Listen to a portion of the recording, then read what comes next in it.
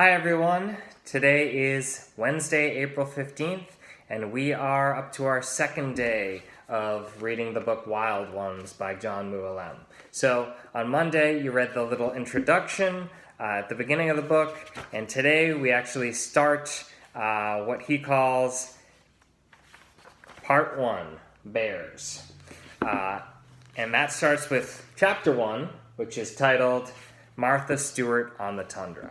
So this is the first official chapter of the book, and it basically starts off with his section about polar bears. So as you remember from Monday, the book is divided into three parts. One is about polar bears, one is about the Lang's metalmark butterfly, and one is about the whooping crane and their migration.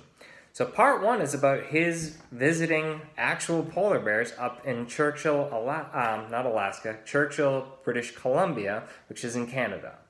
And it is not really wild in the sense that these are polar bears wandering through nature without any human influence. They're not really wild anymore. It's sort of turned into this tourist industry. People fly up there to visit the polar bears. You got Martha Stewart, who's a celebrity. She's up there to film a TV show about them. They're selling polar bear memorabilia.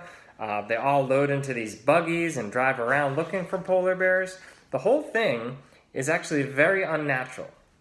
And I'm not going to give away the entire chapter, but I would say that the main theme in the chapter is that he went up there to visit these wild ones, these polar bears, some of the last polar bears on Earth, because climate change is sort of melting their ice and ruining their habitat, and he realized that it's not that wild up there.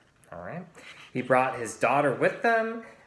He meets all sorts of interesting characters, some of whom believe in climate change and some of whom don't.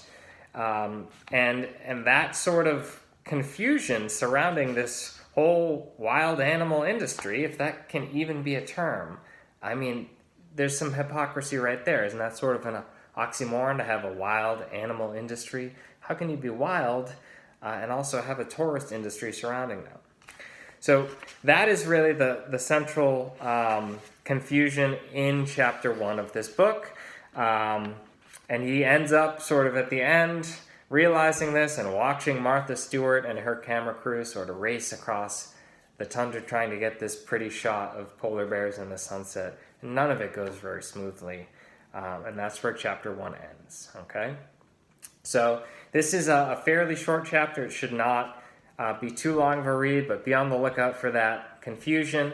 And then on Friday when we get to chapter 2, we'll have a longer chapter in front of us that's a little bit more historical and gets into sort of the history behind why this industry arose and why sort of Americans have this fascination with wild animals. So hope you enjoy it, and I will see you again on Friday.